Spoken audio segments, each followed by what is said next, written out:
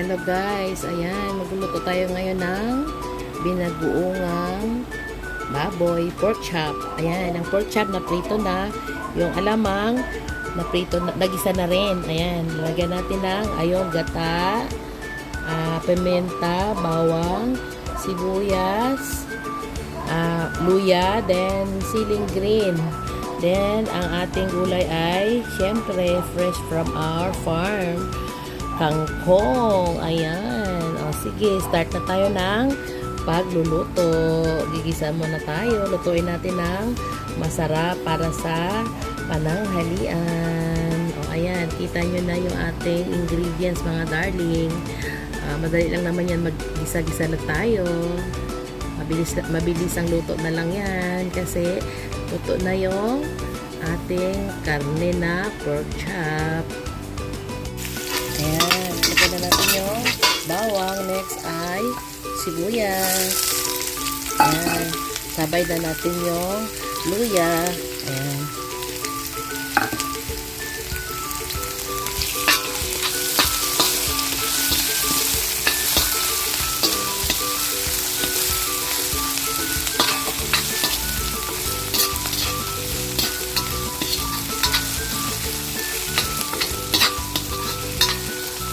Luya kasi hindi ko masyadong niluluto yan kasi pag nagisa mo ng matagal naninigas, hindi na siya manguya. O ayan, sunod na natin itong alamang. Kahit na nagisa ko na, dadaan na natin din para mas masarap ang resulta.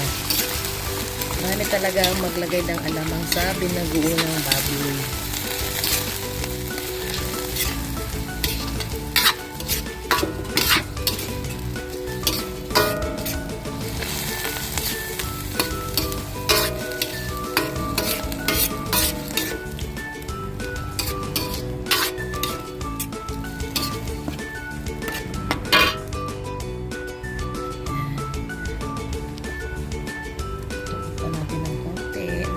Itatap ang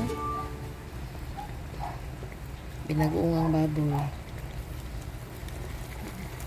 Ayan, kumukulo na. So, ilalagay na natin ng isa-isa yung ating pork chop.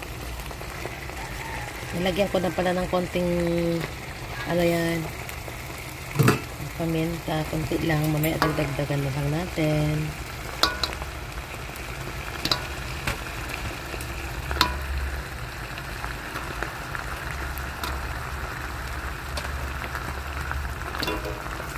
Okay.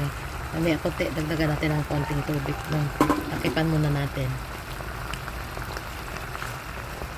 Para manuot na lasa ng ating ginisa.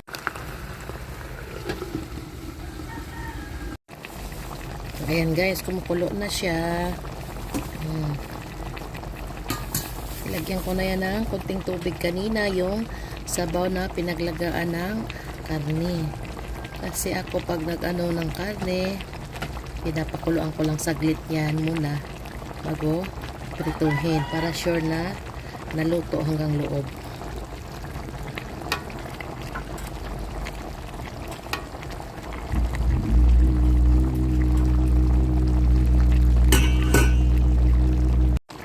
Ayan na guys, ilalagay na natin tong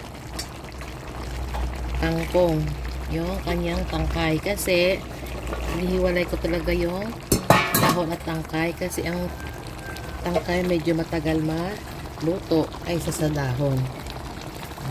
At ang dahon saka ko na ilalagay yan pag alam kong tansyahin lang natin na mabilis na maluto yung ating niluluto.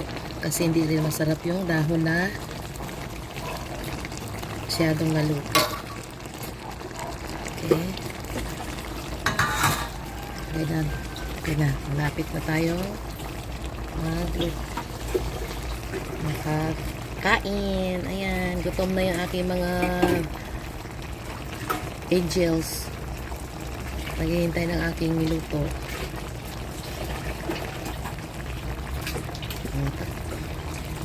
Takpan muna natin. Yung pangalawang gata. Kasi sayang din. May gata pa palang na. May gata pa. Mayroon pa rin makukuhang lasa yung pangalawang gata. So, yung unang gata, mamaya na natin yon ilalagay para mas makrema kasi yung gata pag hindi siya matagal na naluto.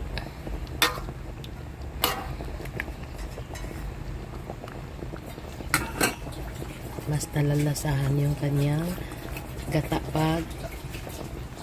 paglagay hindi siya kailangan patagalin pakuluan. Kailangan hanguin na agad.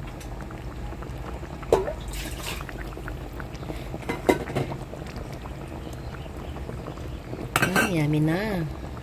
Lagay na rin natin tong sili para maluto-luto na rin.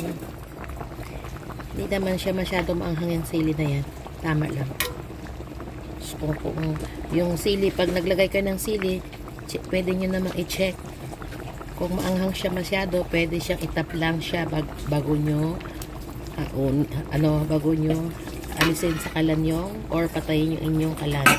Pero pagka alam nyo namang malasahan yung hindi naman siya talaga maanghang, pwede na siyang maluto.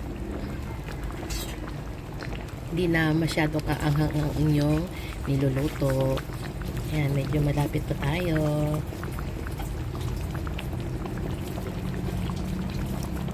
Takpan ulit natin.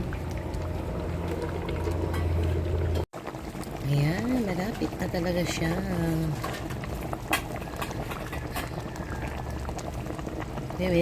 May konti ilalagay na natin yung dahon ng kangkong.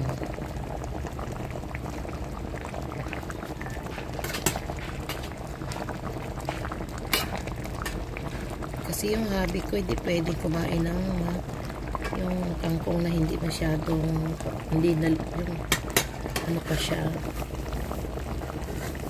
Kailangan malambot siya, alaga siya. Kasi hindi siya mahina ang kanyang panahon.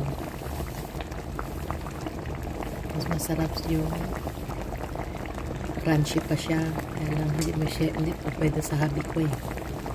Kayo kung gusto nyo magluto kayo ng kangkong at hindi siya ayaw nyo lang malambot talaga, nasa sa inyo yun. Kailangan talaga kaya hinihiwalay ko itong tangkay kasi kailangan lutong-luto.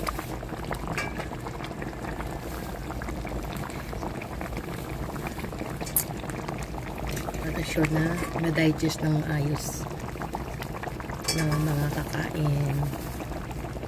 Ayan, pwede na natin ilagay ang dahon. Hindi na natin yan tatakpan pag naglagay tayo ng dahon. Kasi pag tinakpan natin, mangingitim ang dahon.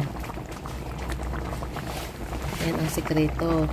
Bakit ang ibang nagluluto green pa rin yung dahon? Dahil hindi nila tinatakpan pag nailagay na nila. Diba? Konti na lang. Pag naluto na yan, luto na yan dahon, ilalagay na natin yung kakang gata o yung unang piga sa gata. Malapit na ang kainan. Lunch namin to. Ito yung ulam namin sa pananghalian. Binagoongang baboy. Guys, yung mga ano pala, yung pinaglagyan ko ng mga ingredients ko kanina, yung mga stainless sa DVX yun, pwede kayong mamasyal o kaya tingnan nyo yung aming page ng DVX, makikita nyo doon nyo yun mabibili. Ayan na guys, luto na. Lalagay na natin ang kakang gata. Ayan.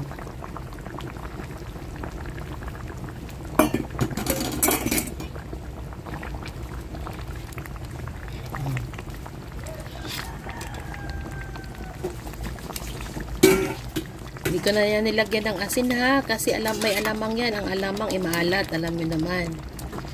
So, ayan na, yummy na. Okay na, patayin na natin. Tara na, lunch na tayo. Mga